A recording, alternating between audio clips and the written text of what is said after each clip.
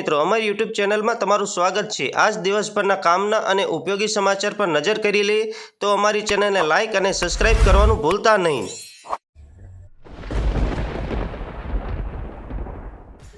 સમાચારની વાત કરી લે તો ચારધામની યાત્રા શરૂ થાય તે પહેલાં જ ઉત્તરાખંડમાં તબાહી જોવા મળી છે। ભારે વરસાદથી ઠેર ઠેર હાઈવે બંધ થઈ ગયા છે।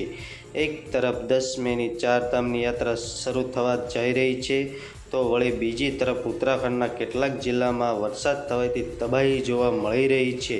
અલગ અલગ જિલ્લામાં ભારે વરસાદના કારણે રસ્તાઓથી લઈને ઘર સુધી બધું જ કાટમાળમાં ફેરવાઈ ગયું છે।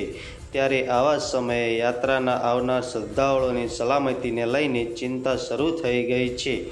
આ જ કારણથી રાજ્યના મુખ્યમંત્રી પુષ્કરસિંહ ધામીએ બેઠક કરી અને રાજ્યના તમામ સંસાધનો કામ લગાડવા માટે આદેશ આપી દીધા છે।